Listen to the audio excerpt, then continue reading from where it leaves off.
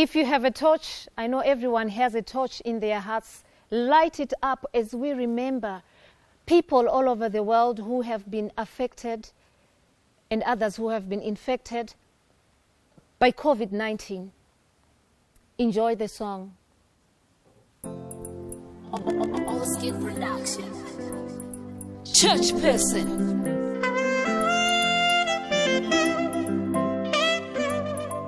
Inifambe, nifambe, niterere. Inifambe, nifambe, niterere.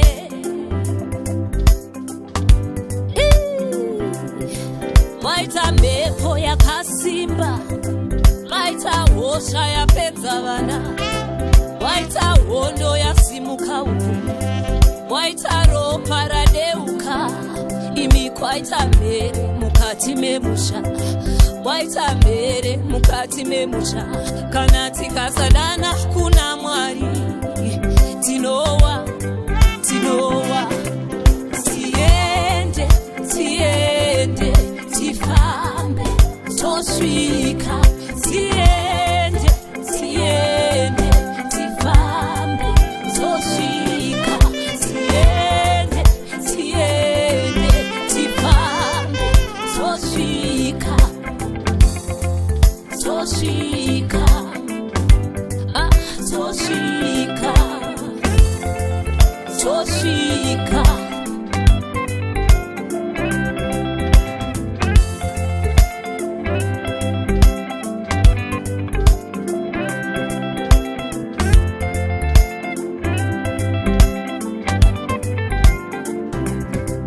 Nyika ino inorema, ine minzwane rukato, kwaita mbepo ine simba, lutukuru rofufuta, tikasachema kuna mwari, tinowa, tinowa, pasi rino rinoyera, rine minzwane mafeso, kwaita bumi muberevereremba, kwaita sinuro mezavana, ukasabata pana mwari, unowa, unowa, siende, siende, sifambe, toswika, siende, siende, tifambe, toswika, siende, siende, tifambe, toswika, toswika, toswika.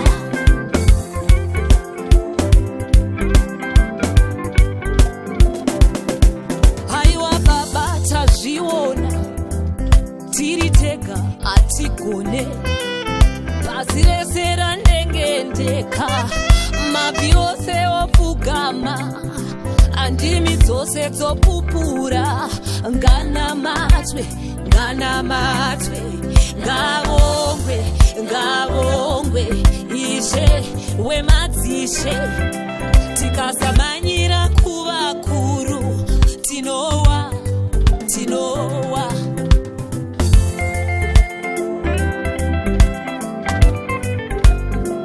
Beam your torch. Praise the Lord. As we pray for the nation, as we pray for our friends and families.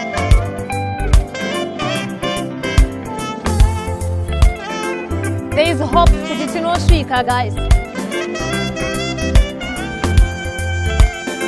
My love, my likes.